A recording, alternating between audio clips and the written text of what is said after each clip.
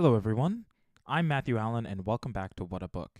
Today, we continue on in Harry Potter and the Prisoner of Azkaban. Chapter 9 Grim Defeat. Professor Dumbledore sent all the Gryffindors back to the Great Hall, where they were joined 10 minutes later by the students from Hufflepuff, Ravenclaw, and Slytherin, who all looked extremely confused. The teachers and I need to conduct a thorough search of the castle, Professor Dumbledore told them as Professors McGonagall and Flitwick closed all doors into the hall. I'm afraid that, for your own safety, you will have to spend the night here. I want the prefects to stand guard over the entrances to the hall, and I am leaving the head boy and girl in charge. Any disturbance should be reported to me immediately. He added to Percy, who was looking immensely proud and important. Send word with one of the ghosts. Professor Dumbledore paused, about to leave the hall, and said, Oh yes, you'll be needing. One casual wave of his wand, and the long tables flew to the edges of the hall and stood themselves against the walls. Another wave, and the floor was covered with hundreds of squashy purple sleeping bags. Sleep well, said Professor Dumbledore, closing the door behind him. The hall immediately began to buzz excitedly. The Gryffindors were telling the rest of the school what had just happened. Everyone into their sleeping bags, shouted Percy. Come on, now, no more talking. Lights out in 10 minutes. Come on, Ron said to Harry and Hermione. They seized 3 sleeping bags and dragged them into a corner. Do you think Black's still in the castle? Hermione whispered anxiously. Dumbledore obviously thinks he might be, said Ron. It's very lucky he picked tonight, you know, said Hermione as they climbed fully dressed into their sleeping bags and propped themselves on their elbows to talk. The one night we weren't in the tower. I reckon he's lost track of time, being on the run, said Ron. Didn't realize it was Halloween. Otherwise he'd have come bursting in here. Hermione shuddered. All around them, people were asking one another the same question. How did he get in? Maybe he knows how to apparate, said a Ravenclaw a few feet away. Just appear out of thin air, you know. Disguised himself, probably, said a Hufflepuff 5th year. He could have flown in, suggested Dean Thomas. Honestly, am I the only person who's ever bothered to read Hogwarts a history? Said Hermione crossly to Harry and Ron. Probably, said Ron. Why? Because the castle's protected by more than walls, you know, said Hermione. There are all sorts of enchantments on it to stop people entering by stealth. You can't just apparate in here. And I'd like to see the disguise that could fool those Dementors. They're guarding every single entrance to the grounds. They'd have seen him fly in too. And Filch knows all the secret passages. They'll have them covered. The lights are going out now, Percy shouted. I want everyone in their sleeping bags and no more talking. The candles all went out at once. The only light now came from the silvery ghosts, who were drifting about talking seriously to the prefects, and the enchanted ceiling, which, like the sky outside, was scattered with stars. What with that, and the whispering that still filled the hall, Harry felt as though he were sleeping outdoors in a light wind. Once every hour, a teacher would reappear in the hall to check that everything was quiet. Around 3 a.m, when many students had finally fallen asleep, Professor Dumbledore came in. Harry watched him looking around for Percy, who had been prowling between the sleeping bags, telling people off for talking. Percy was only a short way away from Harry, Ron, and Hermione, who quickly pretended to be asleep as Dumbledore's footsteps drew nearer. Any sign of him, Professor? Asked Percy in a whisper. No. All well here. Everything under control, sir. Good. There's no point moving them all now. I found a temporary guardian for the Gryffindor portrait hole. You'll be able to move them back in tomorrow. And the fat lady, sir? Hiding in a map of Argyllshire on the 2nd floor. Apparently she refused to let Black in without the password, so he attacked. She's still very distressed, but once she's calmed down, I'll have Mr. Filch restore her. Harry heard the door of the hall creak open again, and more footsteps. Headmaster. It was Snape. Harry kept quite still, listening hard. The whole of the 3rd floor has been searched. He's not there. And Filch has done the dungeons. Nothing there either. What about the astronomy tower? Professor Trelawney's room? The owlery? All searched. Very well, Severus. I didn't really expect Black to linger. Have you any theory as to how he got in, Professor? Asked Snape. Harry raised his head very slightly off his arms to free his other ear. Many, Severus, each of them as unlikely as the next. Harry opened his eyes a fraction and squinted up to where they stood. Dumbledore's back was to him, but he could see Percy's face, rapt with attention, and Snape's profile, which looked angry. You remember the conversation we had, Headmaster, just before, the start of term, said Snape, who was barely opening his lips as though trying to block Percy out of the conversation. I do, Severus, said Dumbledore, and there was something like warning in his voice. It seems almost impossible that Black could have entered the school without inside help. I did express my concerns when you appointed. I do not believe a single person inside this castle would have helped Black enter it, said Dumbledore, and his tone made it so clear that the subject was closed that Snape didn't reply. I must go down to the Dementors, said Dumbledore. I said I would inform them when our search was complete. Didn't they want to help, sir? Said Percy. Oh, yes, said Dumbledore coldly. But I'm afraid no Dementor will cross the threshold of this castle while I am headmaster. Percy looked slightly abashed. Dumbledore left the hall, walking quickly and quietly. Snape stood for a moment, watching the headmaster with an expression of deep resentment on his face. Then he too left. Harry glanced sideways at Ron and Hermione. Both of them had their eyes open too, reflecting the starry ceiling. What was all that about? Ron mouthed. The school talked of nothing but Sirius Black for the next few days. The theories about how he had entered the castle became wilder and wilder. Hannah Abbott, from Hufflepuff, spent much of their next herbology class telling anyone who'd listen that Black could turn into a flowering shrub. The fat lady's ripped canvas had been taken off the wall and replaced with the portrait of Sir Cadogan and his fat gray pony. Nobody was very happy about this. Sir Cadogan spent half this time challenging people to duels, and the rest thinking up ridiculously complicated passwords, which he changed at least twice a day. He's a complete lunatic, said Seamus Finnegan angrily to Percy. Can't we get anyone else? None of the other pictures wanted the job, said Percy, frightened of what happened to the fat lady. Sir Cadogan was the only one brave enough to volunteer. Sir Cadogan, however, was the least of Harry's worries. He was now being closely watched. Teachers found excuses to walk along corridors with him, and Percy Weasley, acting, Harry suspected, on his mother's orders, was tailing him everywhere like an extremely pompous guard dog. To cap it all, Professor McGonagall summoned Harry into her office. With such a somber expression on her face, Harry thought someone must have died. There's no point hiding it from you any longer, Potter, she said in a very serious voice. I know this will come as a shock to you, but Sirius Black, I know he's after me, said Harry warily. I heard Ron's dad telling his mum. Mr. Weasley works for the Ministry of Magic. Professor McGonagall seemed very taken aback. She stared at Harry for a moment or two, then said, I see. Well, in that case, Potter, you'll understand why I don't think it's a good idea for you to be practicing Quidditch in the evenings. Out on the field with only your team members, it's very exposed, Potter. We've got our first match on Saturday, said Harry, outraged. I've got to train, Professor. Professor McGonagall considered him intently. Harry knew she was deeply interested in the Gryffindor team's prospects. It had been she, after all, who'd suggested him as seeker in the first place. He waited, holding his breath. Professor McGonagall stood up and stared out of the window at the Quidditch field, just visible through the rain. Well, goodness knows I'd like to see us win the cup at last. But all the same, Potter, I'd be happier if a teacher were present. I'll ask Madam Hooch to oversee your training sessions. The weather worsened steadily as the first Quidditch match drew nearer. Undaunted, the Gryffindor team was training harder than ever under the eye of Madam Hooch. Then, at their final training session before Saturday's match, Oliver Wood gave his team some unwelcome news. We're not playing Slytherin, he told them, looking very angry. Flint's just been to see me. We're playing Hufflepuff instead. Why? Chorused the rest of the team. Flint's excuse is that their seeker's arm's still injured, said Wood, grinding his teeth furiously. But it's obvious why they're doing it. Don't want to play in this weather. Think it'll damage their chances.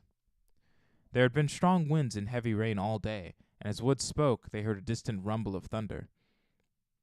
There's nothing wrong with Malfoy's arm, said Harry furiously. He's faking it." "I know that, but we can't prove it," said Wood bitterly. "And we've been practicing all those moves assuming we're playing Slytherin, and instead it's Hufflepuff, and their style's quite different. They've got a new captain and seeker, Cedric Diggory." Angelina, Alicia, and Katie suddenly giggled. "What?" said Wood, frowning at this light-hearted behavior. "He's that tall, good-looking one, isn't he?" said Angelina. "Strong and silent," said Katie, and they started to giggle again. "He's only silent because he's too thick to string 2 words together," said Fred impatiently. "I don't know why you're worried, Oliver. Hufflepuff is a pushover. Last time we played them, Harry caught the snitch in about 5 minutes, remember?" "We were playing in completely different conditions," Wood shouted, his eyes bulging slightly. "Diggory's put a very strong side together. He's an excellent seeker. I was afraid you'd take it like this. We mustn't relax. We must keep our focus. Slytherin is trying to wrong-foot us. We must win." "Oliver, calm down," said Fred, looking slightly alarmed. "We're taking Hufflepuff very seriously." "Seriously." The day before the match, the winds reached howling point and the rain fell harder than ever. It was so dark inside the corridors and classrooms that extra torches and lanterns were lit.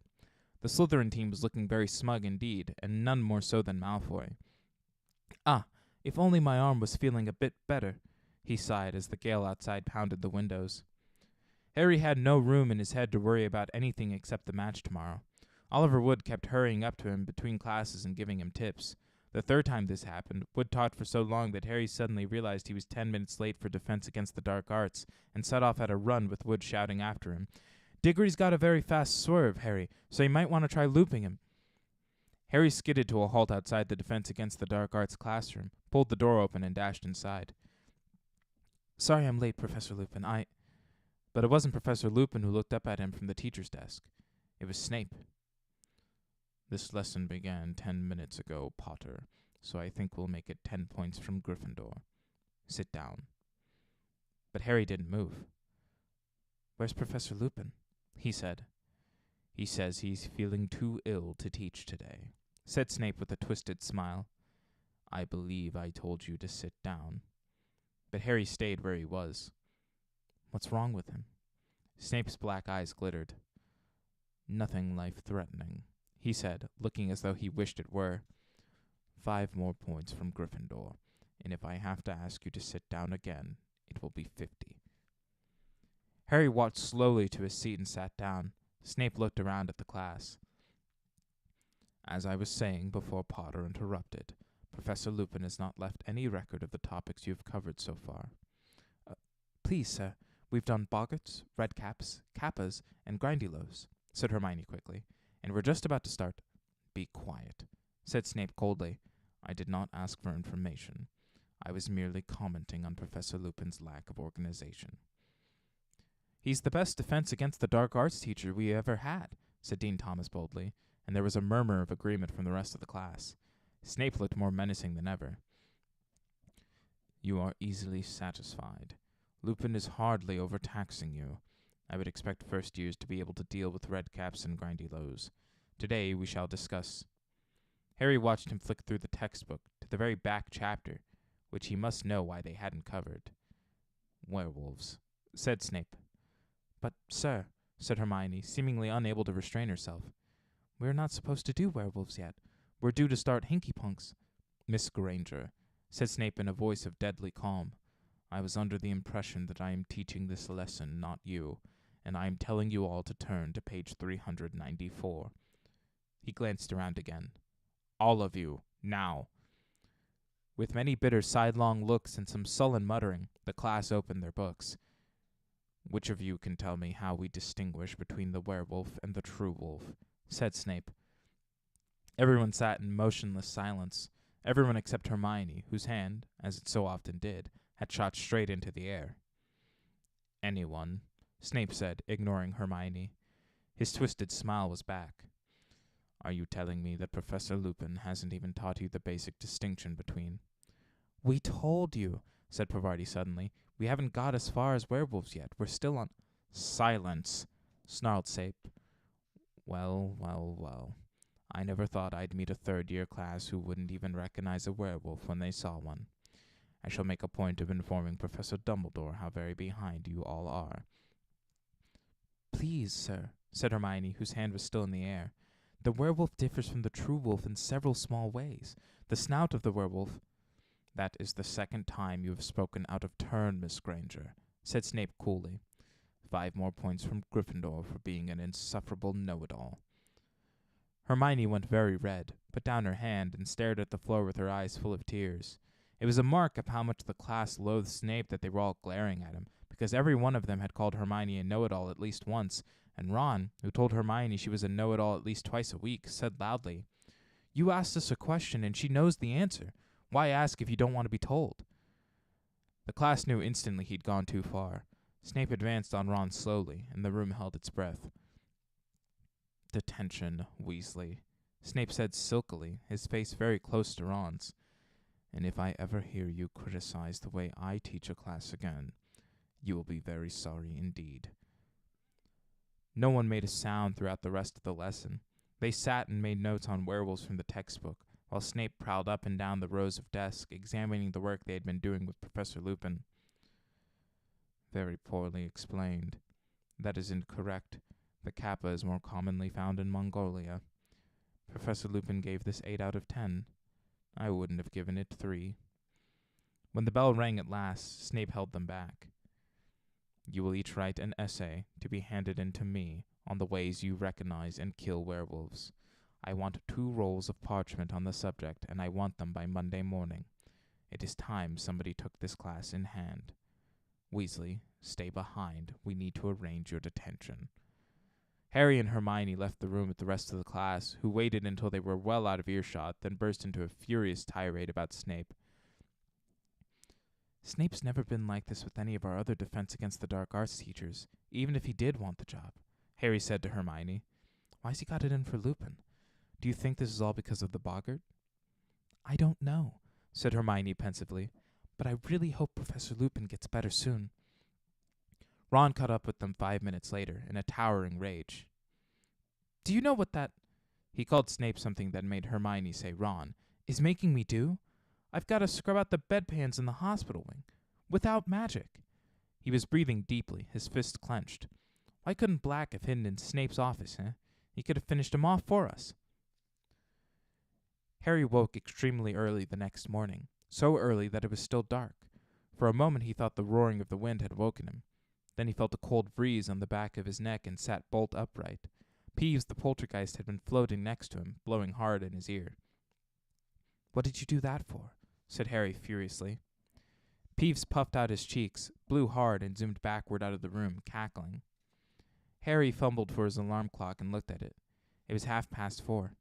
Cursing Peeves, he rolled over and tried to get back to sleep, but it was very difficult, now that he was awake, to ignore the sounds of the thunder rumbling overhead, the pounding of the wind against the castle walls, and the distant creaking of the trees in the forbidden forest. In a few hours he would be out on the Quidditch field, battling through that gale. Finally, he gave up any thought of more sleep, got up, dressed, picked up his Nimbus 2000, and walked quietly out of the dormitory. As Harry opened the door, something brushed against his leg. He bent down just in time to grab Cookshanks by the end of his bushy tail and drag him outside. "You know, I reckon Ron was right about you," Harry told Cookshanks suspiciously. "There are plenty of mice around this place. Go and chase them. Go on," he added, nudging Cookshanks down the spiral staircase with his foot. "Leave Scabbers alone." The noise of the storm was even louder in the common room. Harry knew better than to think the match would be cancelled. Quidditch matches weren't called off for trifles like thunderstorms. Nevertheless, he was starting to feel very apprehensive. Wood had pointed out Cedric Diggory to him in the corridor. Diggory was a 5th year and a lot bigger than Harry. Seekers were usually light and speedy, but Diggory's weight would be an advantage in this weather because he was less likely to be blown off course. Harry whiled away the hours until dawn in front of the fire, getting up every now and then to stop Crookshanks from sneaking up the boys' staircase again. At long last, Harry thought it must be time for breakfast, so he headed through the portrait hole alone. "Stand and fight, you mangy cur!" yelled Sir Cadogan. "Oh, shut up," Harry yawned. He revived a bit over a large bowl of porridge, and by the time he'd started on toast, the rest of the team had turned up. "It's going to be a tough one," said Wood, who wasn't eating anything. "Stop worrying, Oliver," said Alicia soothingly. "We don't mind a bit of rain." But it was considerably more than a bit of rain. Such was the popularity of Quidditch that the whole school turned out to watch the match as usual, but they ran down the lawns toward the Quidditch field, heads bowed against the ferocious wind, umbrellas being whipped out of their hands as they went. Just before he entered the locker room, Harry saw Malfoy, Crabbe, and Goyle laughing and pointing at him from under an enormous umbrella on their way to the stadium. The team changed into their scarlet robes and waited for Wood's usual pre-match pep talk, but it didn't come. He tried to speak several times, made an odd gulping noise, then shook his head hopelessly and beckoned them to follow him. The wind was so strong that they staggered sideways as they walked out onto the field. If the crowd was cheering, they couldn't hear it over the fresh rolls of thunder. Rain was splattering over Harry's glasses. How on earth was he going to see the snitch in this? The Hufflepuffs were approaching from the opposite side of the field, wearing canary-yellow robes. The captains walked up to each other and shook hands. Diggory smiled at Wood, but Wood now looked as though he had lockjaw and merely nodded. Harry saw Madam Hooch's mouth form the words, "Mount your brooms." He pulled his right foot out of the mud with a squelch and swung it over his Nimbus 2000. Madam Hooch put her whistle to her lips and gave it a blast that sounded shrill and distant. They were off. Harry rose fast, but his Nimbus was swerving slightly with the wind. He held it as steady as he could and turned, squinting into the rain. Within 5 minutes, Harry was soaked to his skin and frozen, hardly able to see his teammates, let alone the tiny snitch. He flew backward and forward across the field past blurred red and yellow shapes, with no idea of what was happening in the rest of the game. He couldn't hear the commentary over the wind. The crowd was hidden beneath a sea of cloaks and battered umbrellas. Twice Harry came very close to being unseated by a bludger. His vision was so clouded by the rain on his glasses he hadn't seen them coming. He lost track of time. It was getting harder and harder to hold his broom straight. The sky was getting darker, as though night had decided to come early. Twice Harry nearly hit another player, without knowing whether it was a teammate or opponent. Everyone was now so wet, and the rain so thick, he could hardly tell them apart. With the first flash of lightning came the sound of Madam Hooch's whistle. Harry could just see the outline of Wood through the thick rain, gesturing him to the ground. The whole team splashed down into the mud. "I called for time-out," Wood roared at his team. "Come on, under here." They huddled at the edge of the field under a large umbrella. Harry took off his glasses and wiped them hurriedly on his robes. "What's the score?" "We're 50 points up," said Wood, "but unless we get the snitch soon, we'll be playing into the night." "I've got no chance with these on," Harry said exasperatedly, waving his glasses. At that very moment, Hermione appeared at his shoulder. She was holding her cloak over her head and was inexplicably beaming. "I've had an idea, Harry. Give me your glasses, quick." He handed them to her, and as the team watched in amazement, Hermione tapped them with her wand and said, "Impervious." "There," she said, handing them back to Harry. "They'll repel water." Wood looked as though he could have kissed her. "Brilliant," he called hoarsely after her as she disappeared into the crowd. "Okay, team, let's go for it." Hermione's spell had done the trick. Harry was still numb with cold, still wetter than he'd ever been in his life, but he could see. Full of fresh determination, he urged his broom through the turbulent air, staring in every direction for the snitch, avoiding a bludger, ducking beneath Diggory, who was streaking in the opposite direction. There was another clap of thunder, followed immediately by forked lightning. This was getting more and more dangerous. Harry needed to get the snitch quickly. He turned, intending to head back toward the middle of the field, but at that moment, another flash of lightning illuminated the stands, and Harry saw something that distracted him completely. The silhouette of an enormous, shaggy black dog, clearly imprinted against the sky, motionless in the topmost empty row of seats. Harry's numb hand slipped on the broom handle and his Nimbus dropped a few feet. Shaking his sodden bangs out of his eyes, he squinted back into the stands. The dog had vanished. "Harry!" came Wood's anguished yell from the Gryffindor goalpost. "Harry, behind you!" Harry looked wildly around. Cedric Diggory was pelting up the field, and a tiny speck of gold was shimmering in the rain-filled air between them. With a jolt of panic, Harry threw himself flat to the broom handle and zoomed toward the snitch. "Come on," he growled at his Nimbus as the rain whipped his face. "Faster." But something odd was happening. An eerie silence was falling across the stadium. The wind, though as strong as ever, was forgetting to roar. It was as though someone had turned off the sound, as though Harry had gone suddenly deaf. What was going on? And then a horribly familiar wave of cold swept over him, inside him, just as he became aware of something moving on the field below. Before he had time to think, Harry had taken his eyes off the snitch and looked down. At least 100 Dementors, their hidden faces pointing up at him, were standing beneath him. It was as though freezing water were rising in his chest, cutting at his insides. And then he heard it again. Someone was screaming inside his head. A woman. Not Harry. Not Harry. Please, not Harry. Stand aside, you silly girl. Stand aside now. Not Harry. Please, no, take me. Kill me instead. Numbing, swirling white mist was filling Harry's brain. What was he doing? Why was he flying? He needed to help her. She was going to die. She was going to be murdered. He was falling through the icy mist. Not Harry. Please, have mercy. Have mercy. A shrill voice was laughing. The woman was screaming, and Harry knew no more. Lucky the ground was so soft. I thought he was dead for sure, but he didn't even break his glasses. Harry could hear the voices whispering, but they made no sense whatsoever. He didn't have a clue where he was, or how he'd got there, or what he'd been doing before he got there. All he knew was that every inch of him was aching as though it had been beaten. That was the scariest thing I've ever seen in my life. Scariest. The scariest thing. Hooded black figures. Cold. Screaming. Harry's eyes snapped open. He was lying in the hospital wing. The Gryffindor Quidditch team, spattered with mud from head to foot, was gathered around his bed. Ron and Hermione were also there, looking as though they'd just climbed out of a swimming pool. Harry, said Fred, who looked extremely white underneath the mud. How are you feeling? It was as though Harry's memory was on fast forward. The lightning, the Grim, the Snitch, and the Dementors. What happened? He said, sitting up so suddenly they all gasped. You fell off, said Fred. Must have been, 50 feet? We thought you died, said Alicia, who was shaking. Hermione made a small, squeaky noise. Her eyes were extremely bloodshot. But the match, said Harry. What happened? Are we doing a replay? No one said anything. The horrible truth sank into Harry like a stone. We didn't lose. Diggory got the snitch, said George, just after you fell. He didn't realize what had happened. When he looked back and saw you on the ground, he tried to call it off, wanted a rematch, but they won fair and square. Even Wood admits it. Where is Wood? Said Harry, suddenly realizing he wasn't there. Still in the showers, said Fred.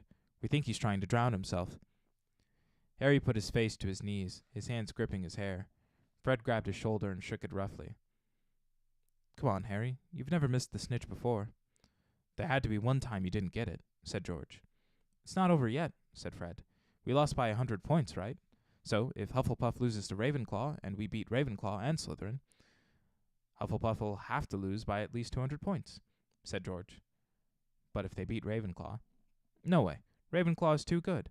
But if Slytherin loses against Hufflepuff, it all depends on the points, a margin of 100 either way. Harry lay there, not saying a word. They had lost. For the first time ever, he had lost a Quidditch match. After 10 minutes or so, Madame Pomfrey came over to tell the team to leave him in peace. We'll come and see you later, Fred told him. Don't beat yourself up, Harry. You're still the best seeker we've ever had. The team trooped out, trailing mud behind them. Madame Pomfrey shut the door behind them, looking disapproving. Ron and Hermione moved nearer to Harry's bed. Dumbledore was really angry, Hermione said in a quaking voice. I've never seen him like that before. He ran onto the field as you fell, waved his wand, and you sort of slowed down before you hit the ground. Then he whirled his wand at the Dementors, shot silver stuff at them. They left the stadium right away.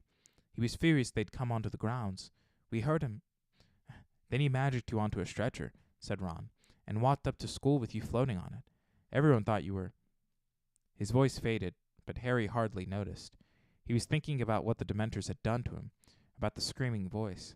He looked up and saw Ron and Hermione looking at him so anxiously that he quickly cast around for something matter-of-fact to say. Did someone get my nimbus? Ron and Hermione looked quickly at each other. What? Said Harry, looking from one to the other. Well, when you fell off, it got blown away, said Hermione hesitantly. And it hit. It hit. Oh, Harry. It hit the Whomping Willow. Harry's insides lurched. The whomping willow was a very violent tree that stood alone in the middle of the grounds. And, he said, dreading the answer. Well, you know the whomping willow, said Ron. It doesn't like being hit. Professor Flitwick brought it back just before you came round, said Hermione in a very small voice. Slowly, she reached down for a bag at her feet, turned it upside down, and tipped a dozen bits of splintered wood and twig onto the bed, the only remains of Harry's faithful, finally beaten broomstick. Chapter 10. The Marauder's Map. Madame Pomfrey insisted on keeping Harry in the hospital wing for the rest of the weekend. He didn't argue or complain, but he wouldn't let her throw away the shattered remnants of his Nimbus 2000. He knew he was being stupid, knew that the Nimbus was beyond repair, but Harry couldn't help it. He felt as though he'd lost one of his best friends. He had a stream of visitors, all intent on cheering him up. Hagrid sent him a bunch of earwiggy flowers that looked like yellow cabbages, and Ginny Weasley, blushing furiously, turned up with a get-well card she had made herself, which sang shrilly unless Harry kept it shut under his bowl of fruit. The Gryffindor team visited again on Sunday morning, this time accompanied by Wood, who told Harry, in a hollow, dead sort of voice, that he didn't blame him in the slightest. Ron and Hermione left Harry's bedside only at night, but nothing anyone said or did could make Harry feel any better, because they knew only half of what was troubling him. He hadn't told anyone about the Grim, not even Ron and Hermione, because he knew Ron would panic and Hermione would scoff. The fact remained, however, that it now appeared twice, and both appearances had been followed by near-fatal accidents. The first time he had nearly been run over by the night bus, the second fallen 50 feet from his broom. Was the Grim going to haunt him until he actually died? Was he going to spend the rest of his life looking over his shoulder for the beast? And then there were the Dementors. Harry felt sick and humiliated every time he thought of them. Everyone said the Dementors were horrible, but no one else collapsed every time they were near one. No one else heard echoes in their head of their dying parents. Because Harry knew who that screaming voice belonged to now. He had heard her words, heard them over and over again during the night hours in the hospital wing while he lay awake, staring at the strips of moonlight on the ceiling. When the Dementors approached him, he heard the last moments of his mother's life, her attempts to protect him, Harry, from Lord Voldemort, and Voldemort's laughter before he murdered her. Harry dozed fitfully, sinking into dreams full of clammy, rotted hands and petrified pleading, jerking awake to dwell again on his mother's voice. It was a relief to return to the noise and bustle of the main school on Monday, where he was forced to think about other things, even if he had to endure Draco Malfoy's taunting. Malfoy was almost beside himself with glee at Gryffindor's defeat. He'd finally taken off his bandages and celebrated having the full use of both arms again by doing spirited imitations of Harry falling off his broom. Malfoy spent much of their next potions class doing Dementor imitations across the dungeon. Ron finally cracked and flung a large, slippery crocodile heart at Malfoy, which hit him in the face and caused Snape to take 50 points from Gryffindor. If Snape's teaching Defense Against the Dark Arts again, I'm skiving off, said Ron as they headed toward Lupin's classroom after lunch. Check who's in there, Hermione. Hermione peered around the classroom door. It's okay. Professor Lupin was back at work. He certainly looked as though he had been ill. His old robes were hanging more loosely on him, and there were dark shadows beneath his eyes. Nevertheless, he smiled at the class as they took their seats, and they burst at once into an explosion of complaints about Snape's behavior while Lupin had been ill. It's not fair. He was only filling in. Why should he give us homework? We don't know anything about werewolves. 2 rolls of parchment. Did you tell Professor Snape we hadn't covered them yet? Lupin asked, frowning slightly. The babble broke out again. Yeah, but he said we were really behind. He wouldn't listen. 2 rolls of parchment. Professor Lupin smiled at the look of an indignation on every face. Don't worry. I'll speak to Professor Snape. You don't have to do the essay. Oh, no, said Hermione, looking very disappointed. I've already finished it. They had a very enjoyable lesson. Professor Lupin had brought along a glass box containing a hinky-punk, a little one-legged creature who looked as though he were made of wisp of smoke, rather frail and harmless-looking. Lures travelers into bogs, said Professor Lupin as they took notes. You notice the lantern dangling from his hand. Hops ahead. People follow the light. Then, the hinky-punk made a horrible squelching noise against the glass. When the bell rang, everyone gathered up their things and headed for the door, Harry among them, but— Wait a moment, Harry, Lupin called. I'd like a word. Harry doubled back and watched Professor Lupin covering the Hinky-Punk's box with a cloth. I heard about the match, said Lupin, turning back to his desk and starting to pile books into his briefcase. And I'm sorry about your broomstick. Is there any chance of fixing it? No, said Harry. The tree smashed it to bits. Lupin sighed. They planted the whomping willow the same year that I arrived at Hogwarts. People used to play a game, trying to get near enough to touch the trunk. In the end, a boy called Davy Gudgeon nearly lost an eye, and we were forbidden to go near it. No broomstick would have a chance. Did you hear about the Dementors, too? Said Harry with difficulty. Lupin looked at him quickly. Yes, I did. I don't think any of us have seen Professor Dumbledore that angry. They have been growing restless for some time, furious at his refusal to let them inside the grounds. I suppose they were the reason you fell. Yes, said Harry. He hesitated, and then the question he had to ask burst from him before he could stop himself. Why? Why do they affect me like that? Am I just... It has nothing to do with weakness, said Professor Lupin sharply, as though he had read Harry's mind. The Dementors affect you worse than the others because there are horrors in your past that the others don't have. A ray of wintry sunlight fell across the classroom, illuminating Lupin's gray hairs and the lines on his young face. Dementors are among the foulest creatures that walk this earth. They infest the darkest, filthiest places. They glory in decay and despair. They drain peace, hope, and happiness out of the air around them. Even muggles feel their presence, though they can't see them. Get too near a Dementor and every good feeling, every happy memory will be sucked out of you. If it can, the Dementor will feed on you long enough to reduce you to something like itself, soulless and evil. You'll be left with nothing but the worst experiences of your life, and the worst that happened to you, Harry, is enough to make anyone fall off their broom. You have nothing to feel ashamed of. When they get near me, Harry stared at Lupin's desk, his throat tight. I can hear Voldemort murdering my mum. Lupin made a sudden motion with his arm as though to grip Harry's shoulder, but thought better of it. There was a moment's silence then. Why did they have to come to the match? Said Harry bitterly. They're getting hungry, said Lupin coolly, shutting his briefcase with a snap. Dumbledore won't let them into the school, so their supply of human prey is dried up. I don't think they could resist the large crowd around the Quidditch field. All that excitement, emotions running high. It was their idea of a feast. Azkaban must be terrible, Harry muttered. Lupin nodded grimly.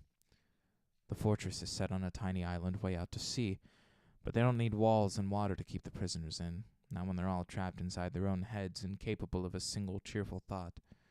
Most of them go mad within weeks. But Sirius Black escaped from them, Harry said slowly. He got away. Lupin's briefcase slipped from the desk. He had to stoop quickly to catch it. Yes, he said, straightening up. Black must have found a way to fight them. I wouldn't have believed it possible. Dementors are supposed to drain a wizard of his powers if he's left with them too long. You made that Dementor on the train back off, said Harry suddenly. There are certain defenses one can use, said Lupin, but there was only one Dementor on the train. The more they are, the more difficult it becomes to resist. What defenses? Said Harry at once. Can you teach me?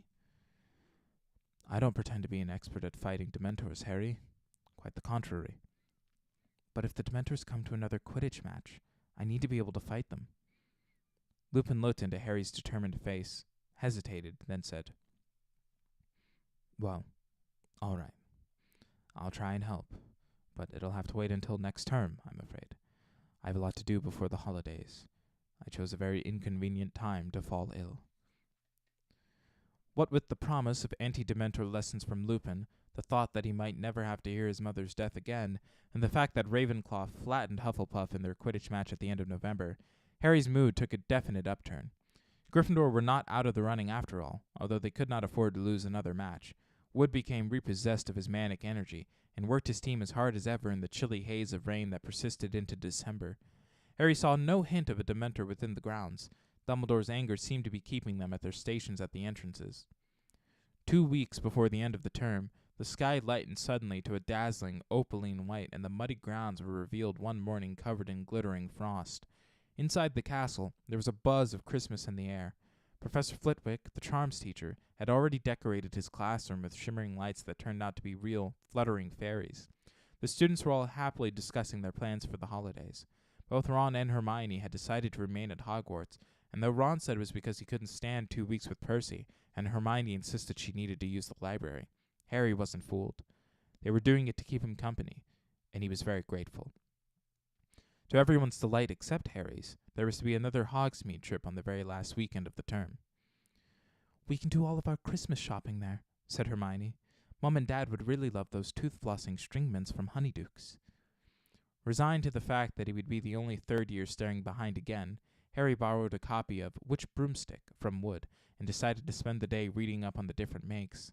He had been riding one of the school brooms at team practice, an ancient shooting star, which was very slow and jerky. He definitely needed a new broom of his own. On the Saturday morning of the Hogsmeade trip, Harry bid goodbye to Ron and Hermione, who were wrapped in cloaks and scarves, then turned up the marble staircase alone and headed back toward Gryffindor Tower. Snow had started to fall outside the windows, and the castle was very still and quiet. "Psst, Harry." He turned, halfway along the third-floor corridor, to see Fred and George peering out at him from behind a statue of a humpbacked, one-eyed witch. "What are you doing?" said Harry curiously.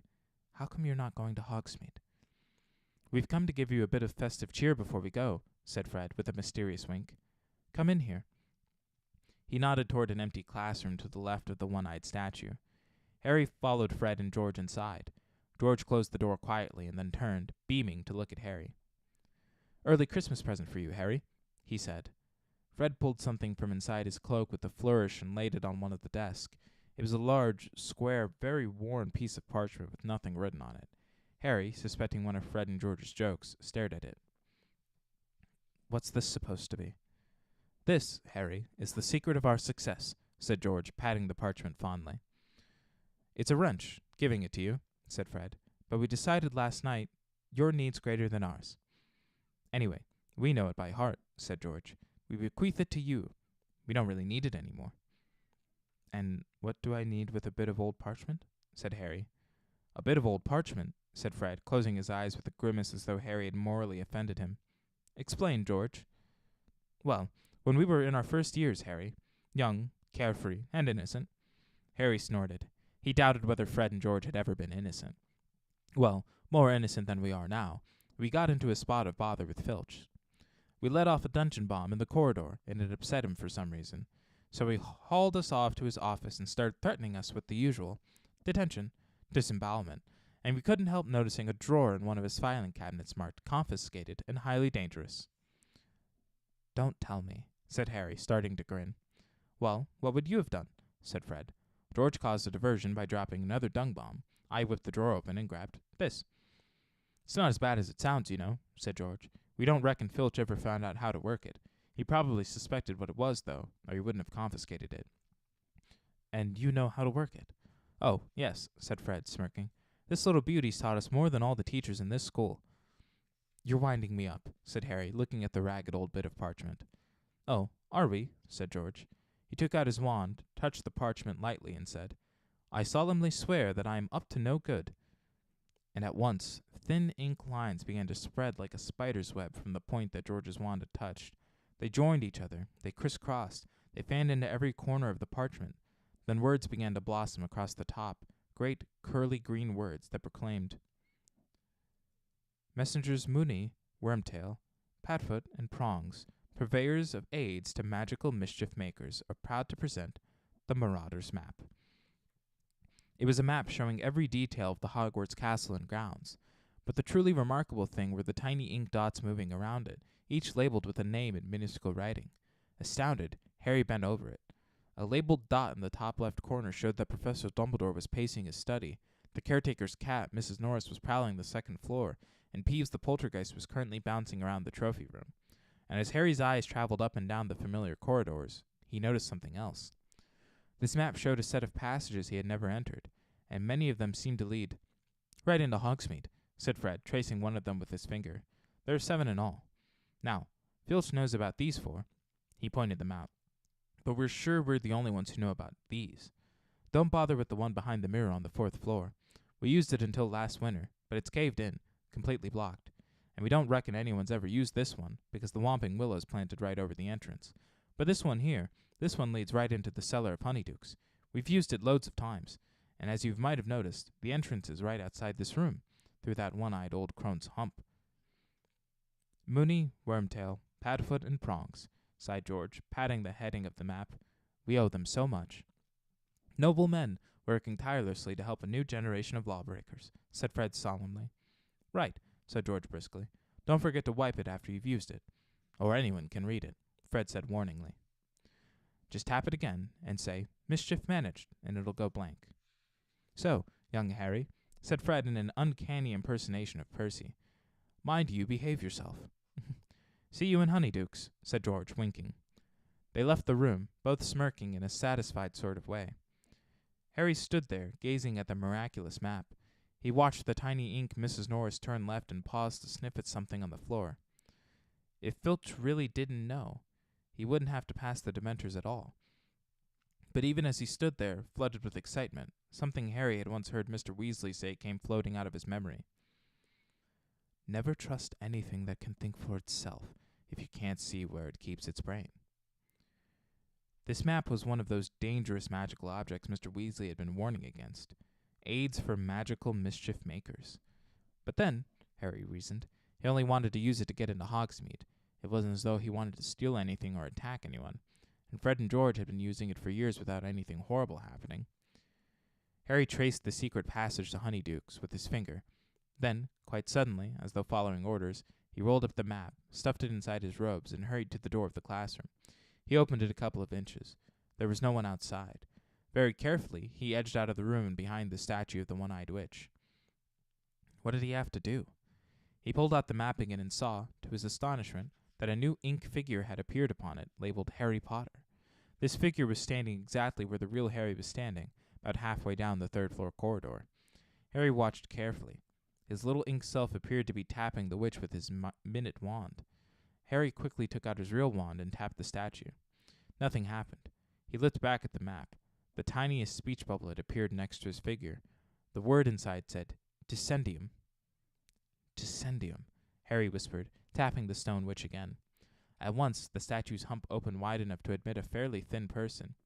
Harry glanced quickly up and down the corridor, then tucked the map away again, hoisted himself into the hole head first, and pushed himself forward. He slid a considerable way down what felt like a stone slide, then landed on cold, damp earth. He stood up, looking around. It was pitch dark.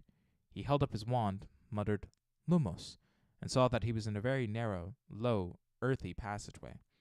He raised the map, tapped it with the tip of his wand, and muttered, Mischief managed. The map went blank at once. He folded it carefully, tucked it inside his robes, then, heart beating fast, both excited and apprehensive, he set off. The passage twisted and turned, more like the burrow of a giant rabbit than anything else. Harry hurried along it, stumbling now and then on the uneven flooring, holding his wand out in front of him. It took ages, but Harry had the thought of Honeydukes to sustain him. After what felt like an hour, the passage began to rise. Panting, Harry sped up, his face hot, his feet very cold. 10 minutes later he came to the foot of some worn stone steps which rose out of sight above him. Careful not to make any noise, Harry began to climb. 100 steps, 200 steps. He lost count as he climbed, watching his feet. Then, without warning, his head hit something hard. It seemed to be a trap door. Harry stood there, massaging the top of his head, listening. He couldn't hear any sounds above him. Very slowly, he pushed the trapdoor open and peered over the edge. He was in a cellar, which was full of wooden crates and boxes. Harry climbed out of the trapdoor and replaced it. It blended so perfectly with the dusty floor that it was impossible to tell it was there. Harry crept slowly toward the wooden staircase that led upstairs. Now he could definitely hear voices, not to mention the tinkle of a bell and the opening and shutting of a door. Wondering what he ought to do, he suddenly heard a door open much closer at hand. Somebody was about to come downstairs.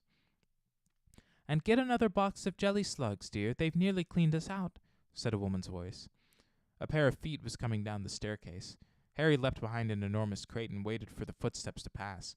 He heard the man shifting boxes against the opposite wall. He might not get another chance. Quickly and silently, Harry dodged out from his hiding place and climbed the stairs. Looking back, he saw an enormous backside and shiny bald head buried in a box. Harry reached the door at the top of the stairs, slipped through it, and found himself behind the counter of Honeydukes. He ducked, crept sideways, and then straightened up. Honeydukes was so crowded with Hogwarts students that no one looked twice at Harry. He edged among them, looking around, and suppressed a laugh as he imagined the look that would spread over Dudley's piggy face if he could see where Harry was now. There were shelves upon shelves of the most succulent-looking sweets imaginable, creamy chunks of nougat, shimmering pink squares of coconut ice, fat, honey-colored toffees, hundreds of different kinds of chocolates in neat rows. There was a large barrel of every flavor beans, and another of fizzing Whizbees, the levitating sherbet balls that Ron had mentioned. Along yet another wall were special effects sweets, Drubel's best blowing gum, which filled a room with bluebell-colored bubbles that refused to pop for days, the strange, splintery tooth-flossing string mints, tiny black pepper imps, breathe fire for your friends, ice mice, hear your teeth chatter and squeak, peppermint cream shaped like toads, hop realistically in the stomach, fragile sugar-spun quills, and exploding bonbons. Harry squeezed himself through a crowd of 6-years and saw a sign hanging in the farthest corner of the shop. Unusual taste. Ron and Hermione were standing underneath it, examining a tray of blood-flavored lollipops. Harry sneaked up behind them. No. Harry won't want one of these. They're for vampires, I expect, Hermione was saying. How about those? Said Ron, shoving a jar of cockroach clusters under Hermione's nose. Definitely not, said Harry. Ron nearly dropped the jar. Harry, squealed Hermione. What are you doing here? How did you... Wow, said Ron, looking very impressed. You've learned to apparate. Course I haven't, said Harry. He dropped his voice so that none of the 6-years could hear him and told them all about the Marauders map. How come Fred and George never gave it to me? Said Ron, outraged. I'm their brother. But Harry isn't going to keep it, said Hermione, as though the idea were ludicrous. He's going to hand it in to Professor McGonagall, aren't you, Harry? No, I'm not, said Harry. Are you mad? Said Ron, goggling at Hermione. Hand in something that good. If I hand it in, I'll have to say where I got it. Filch would know Fred and George had nicked it. But what about Sirius Black? Hermione hissed. He could be using one of the passages on that map to get into the castle. The teachers have got to know. He can't be getting in through a passage, said Harry quickly. There are 7 secret tunnels on the map, right? Fred and George reckon Filch already knows about 4 of them, and of the other 3, one of them's caved in so no one can get through it. One of them's got the Whomping Willow planted over the entrance so you can't get out of it, and the one I just came through, well, it's really hard to see the entrance to it down in the cellar, so unless he knew it was there... Harry hesitated. What if Black did know the passage was there? Ron, however, cleared his throat significantly and pointed to a notice pasted on the inside of the sweet shop door. By order of the Ministry of Magic, customers are reminded that until further notice, Dementors will be patrolling the streets of Hogsmeade every night after sundown. This measure has been put in place for the safety of Hogsmeade residents and will be lifted upon the recapture of Sirius Black. It is therefore advisable that you complete your shopping well before nightfall. Merry Christmas. See, said Ron quietly, I'd like to see Black try and break into Honeydukes with Dementors swarming all over the village. Anyway, Hermione, the Honeydukes owners would hear a break-in, wouldn't they? They live over the shop. Yes, but... Hermione seemed to be struggling to find another problem. Look, Harry, Still shouldn't be coming into Hogsmeade. He hasn't got a signed form. If anyone finds out, he'll be in so much trouble. And it's not nightfall yet. What if Sirius Black turns up today? Now? He'd have a job spotting Harry in this, said Ron, nodding through the mullioned windows at the thick, swirling snow. Come on, Hermione. It's Christmas. Harry deserves a break. Hermione bit her lip, looking extremely worried. Are you going to report me? Harry asked her, grinning. Oh, of course not, but honestly, Harry. Seen the fizzing Whizbees, Harry? Said Ron, grabbing him and leading him over to their barrel. And the jelly slugs? And the acid pops? Fred gave me one of those when I was 7. It burnt a hole right through my tongue. I remember Mom walloping him with her broomstick. Ron stared broodingly into the acid pop box. Reckon Fred'd take a bite of cockroach cluster if I told him they were peanuts.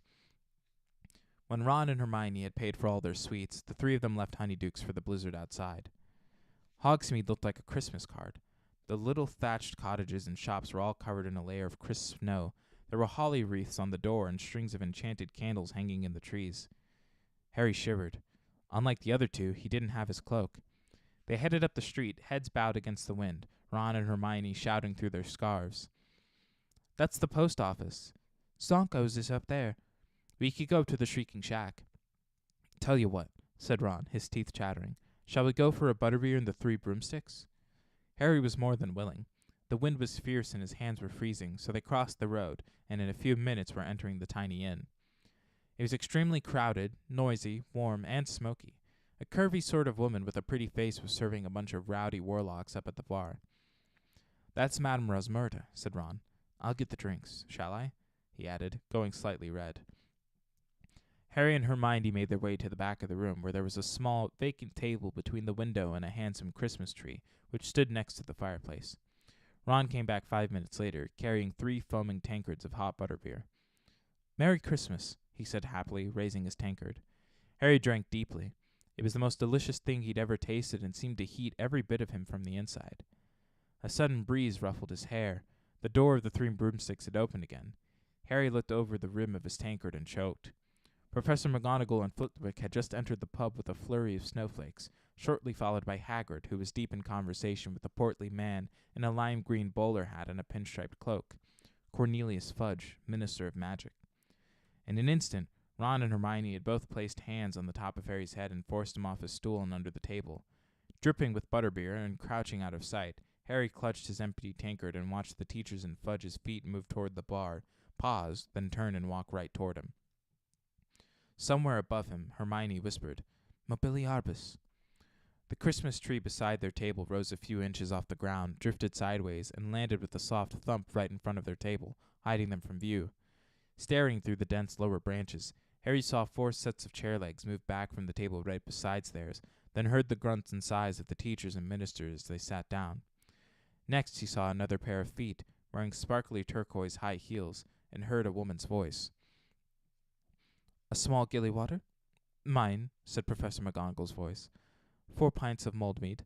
"Da, Rosmerta," said Hagrid. "A cheery syrup and soda with ice and umbrella." Said Professor Flitwick, smacking his lips. "So you'll be the red currant rum, Minister?" "Thank you, Rosmerta, dear," said Fudge's voice. "Lovely to see you again. I must say, have one yourself, won't you? Come and join us." "Well, thank you very much, Minister." Harry watched the glittering heels march away and back again. His heart was pounding uncomfortably in his throat. Why hadn't it occurred to him that this was the last weekend of term for the teachers, too? And how long were they going to sit there? He needed time to sneak back into Honeydukes if he wanted to return to school tonight. Hermione's leg gave a nervous twitch next to him. "So, what brings you to this neck of the woods, Minister?" came Madame Rosmerta's voice. Henry saw the lower part of Fudge's thick body twist in his chair as though he were checking for eavesdroppers. Then he said in a quiet voice, "What else, my dear, but Sirius Black? I dare say you heard what happened up at the school at Halloween." "I did hear a rumor," admitted Madame Rosmerta. "Did you tell the whole pub, Hagrid?" said Professor McGonagall exasperatedly. "Do you think Black's still in the area, Minister?" whispered Madame Rosmerta. "I'm sure of it," said Fudge shortly. "You know that the Dementors have searched the whole village twice," said Madame Rosmerta, a slight edge to her voice. "Scared all my customers away. It's very bad for business, Minister." "Rosmerta, my dear, I don't like them any more than you do," said Fudge uncomfortably. "Necessary precaution. Unfortunate, but there you are. I've just met some of them. They're in a fury against Dumbledore. He won't let them inside the castle grounds." "I should think not," said Professor McGonagall sharply. "How are we supposed to teach with those horrors floating around?" "Hear, hear," squeaked tiny Professor Flitwick, whose feet were dangling a foot from the ground. "All the same," demurred Fudge, "they're here to protect you all from something much worse. We all know what Black's capable of." "Do you know, I still have trouble believing it," said Madame Rosmerta thoughtfully. "Of all the people to go over to the dark side, Sirius Black was the last I'd have thought. I mean, I remember him when he was a boy at Hogwarts. If you told me then what he was going to become, I'd have said you'd had too much mead." "You don't know the half of it, Rosmerta," said Fudge gruffly. "The worst he did isn't widely known." "The worst?" said Madame Rosemerta, her voice alive with curiosity. Worse than murdering all those poor people, you mean? I certainly do, said Fudge. I can't believe that. What could possibly be worse? You say you remember him at Hogwarts, Rosemerta, murmured Professor McGonagall. Do you remember who his best friend was? Naturally, said Madame Rosemerta, with a small laugh. Never saw one without the other, did you? The number of times I had them in here. Oh, they used to make me laugh. Quite the double act, Sirius Black and James Potter. Harry dropped his tankard with a loud clunk. Ron kicked him. Precisely, said Professor McGonagall. Black and Potter, ringleaders of their little gang, both very bright, of course, exceptionally bright, in fact. But I don't think that we've ever had such a pair of troublemakers. I don't know, chuckled Hagrid. Fred and George Weasley could give 'em a run for their money. You would have thought Black and Potter were brothers, chimed in Professor Flitwick. Inseparable. Of course they were, said Fudge. Potter trusted Black beyond all his other friends. Nothing changed when they left school. Black was best man when James married Lily. Then they named him godfather to Harry. Harry has no idea, of course. You can imagine how the idea would torment him. Because Black turned out to be in league with you-know-who? Whispered Madame Rosemerta. Worse even than that, my dear. Fudge dropped his voice and proceeded in a sort of low rumble. Not many people are aware that the Potters knew you-know-who was after them. Dumbledore, who was of course working tirelessly against you-know-who, had a number of useful spies. One of them tipped him off, and he alerted James and Lily at once. He advised them to go into hiding. Well, of course, you-know-who wasn't an easy person to hide from. Dumbledore told them that their best chance was the Fidelius charm. How does that work? Said Madame Rosemerta, breathless with interest. Professor Flitwick cleared his throat. An immensely complex spell, he said squeakily, involving the magical concealment of a secret inside a single living soul. The information is hidden inside the chosen person, or secret keeper, and is henceforth impossible to find, unless, of course, the secret keeper chooses to divulge it. As long as the secret keeper refused to speak, you-know-who could search the village where Lily and James were staying for years and never find them, not even if he had his nose pressed against their sitting-room window. So, Black was the Potter's secret keeper? Whispered Madame Rosemerta. Naturally, said Professor McGonagall. James Potter told Dumbledore that Black would die rather than tell where they were, that Black was planning to go into hiding himself, and yet Dumbledore remained worried. I remember him offering to be the Potter's secret keeper himself. He suspected Black, gasped Madame Rosemerta. He was sure that somebody close to the Potters had been keeping you-know-who informed of their movements, said Professor McGonagall darkly. Indeed, he had suspected for some time that someone on our side had turned traitor and was passing a lot of information to you-know-who. But James Potter insisted on using Black. He did, said Fudge heavily. And then, barely a week after the Fidelius charm had been performed, Black betrayed them? Breathed Madame Rosemerta. He did indeed. Black was tired of his double-agent role. He was ready to declare his support openly for you-know-who, and he seems to have planned this for the moment of the Potter's death. But, as we all know, you-know-who met his downfall in little Harry Potter. Powers gone, horribly weakened, he fled, and this left Black in a very nasty position indeed. His master had fallen at the very moment when he, Black, had shown his true colors as a traitor. He had no choice but to run for it. Filthy, stinkin' turncoat, Hagrid said so loudly that half the bar went quiet. Shh, said Professor McGonagall. I met him, growled Hagrid. I must have been the last to see him before he killed all them people.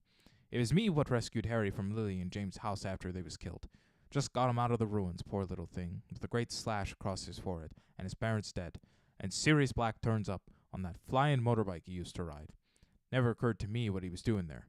I didn't know he'd been Lily and James' secret keeper. Thought he'd just heard the news of you-know-who attack and come to see what he could do. White and shaken he was. And you know what I did? I comforted the murdering traitor, Hagrid roared. Hagrid, please, said Professor McGonagall. Keep your voice down. How was I to know he wasn't upset about Lily and James? It was you-know-who he cared about. And then he says, Give Harry to me, Hagrid. I'm his godfather. I'll look after him. Ha! But I'd had me orders from Dumbledore, and I told Black no. Dumbledore said Harry was to go to his aunt and uncle's. Black argued, but in the end he gave in. Told me to take his motorbike to get Harry there. I won't need it any more, he says. I should have known there was something fishy going on then. He loved that motorbike. What was he giving it to me for? He wouldn't need it any more. Fact was, it was too easy to trace. Dumbledore knew he'd been the Potter's secret keeper. Black knew he was going to have to run for it that night. Knew it was a matter of hours before the Ministry was after him. But what if I'd given Harry to him, eh? I bet he'd pitched him off the bike halfway out to sea. His best friend's son. But when a wizard goes over to the dark side, there's nothing and no one that matters to him anymore. A long silence followed Hagrid's story. Then Madame Rosmerta said with some satisfaction, "But he didn't manage to disappear, did he? The Ministry of Magic caught up with him next day." "Alas, if only we had," said Fudge bitterly. "It was not we who found him. It was little Peter Pettigrew, another of the Potter's friends. Maddened by grief, no doubt, and knowing that Black had been the Potter's secret keeper, he went after Black himself." "Pettigrew? That fat little boy who was always tagging around after them at Hogwarts?" said Madame Rosmerta. "Hero worshipped Black and Potter," said Professor McGonagall. "Never quite in their league, talent-wise. I was often rather sharp with him. You can imagine how I'd regret that now." She sounded as though she had a sudden head cold. "There now, Minerva," said Fudge kindly. "Pettigrew died a hero's death. Eyewitnesses, Muggles, of course, we wiped their memories later, told us how Pettigrew cornered Black. They say he was sobbing. 'Lily and James, Sirius, how could you?' And then he went for his wand. Well, of course, Black was quicker, blew Pettigrew to smithereens." Professor McGonagall blew her nose and said thickly, "Stupid boy. Foolish boy. He was always hopeless at dueling. Should have left it to the Ministry." "I tell ya, if I'd got to Black before little Pettigrew did, I wouldn't have messed around with wands. I'd have ripped him limb from limb," Hagrid growled. "You don't know what you're talking about, Hagrid," said Fudge sharply. "Nobody but trained hit wizards from the magical law enforcement squad would have stood a chance against Black once he was cornered. I was junior minister in the Department of Magical Catastrophes at the time, and I was one of the first on the scene after Black murdered all those people. I will never forget it. I still dream about it sometimes. A crater in the middle of the street, so deep it had cracked the sewer below. Bodies everywhere, Muggles screaming, and Black standing there laughing, with what was left of Pettigrew in front of him, a heap of blood-stained robes and a few fragments." Fudge's voice stopped abruptly. There was the sound of 5 noses being blown. "Well, there you have it, Rosmerta," said Fudge thickly. "Black was taken away by 20 members of the magical law enforcement squad, and Pettigrew received the Order of Merlin, first class, which I think was some comfort to his poor mother. Black's been in Azkaban ever since." Madame Rosmerta let out a long sigh. "Is it true he's mad, Minister?" "I wish I could say that he was," said Fudge slowly. "I certainly believe his master's defeat unhinged him for a while. The murder of Pettigrew and all those Muggles was the action of a cornered and desperate man. Cruel. Pointless. Yet I met Black on my last inspection of Azkaban. You know, most of the prisoners in there sit muttering to themselves in the dark. There's no sense in them. But I was shocked at how normal Black seemed. He spoke quite rationally to me. It was unnerving. You'd have thought he was merely bored. Asked if I'd finished with my newspaper. Cool as you please. Said he missed doing the crossword. Yes, I was astounded at how little effect the Dementors seemed to be having on him. And he was one of the most heavily guarded in the place, you know. Dementors outside his door day and night." "But what do you think he's broken out to do?" said Madame Rosmerta. "Good gracious, Minister, he isn't trying to rejoin you-know-who, is he?" "I dare say that is his eventual plan," said Fudge evasively. "But we hope to catch Black long before that. I must say, you-know-who alone and friendless is one thing, but give him back his most devoted servant, and I shudder to think how quickly he'll rise again." There was a small chink of glass on wood. Someone had set down their glass. "You know, Cornelius, if you're dining with the headmaster, we'd better head back up to the castle," said Professor McGonagall. One by one, the pairs of feet in front of Harry took the weight of their owners once more. Hems of cloaks swung into sight, and Madame Rosmerta's glittering heels disappeared behind the bar. The door of the 3 broomsticks opened again. There was another flurry of snow, and the teachers had disappeared. "Harry?" Ron's and Hermione's faces appeared under the table. They were both staring at him, lost for words. And that is where we will leave off for today. Thank you so much for joining me for these couple of chapters in Prisoner of Azkaban. If you liked it, Make sure to check out everything that is here on Whatta channel, as well as all the things that are in the Linktree link down in the description. You can find all of the games and streams, as well as social media. So thank you all again. I've been Matthew Allen. This has been What a Book, and I will see all of you next week.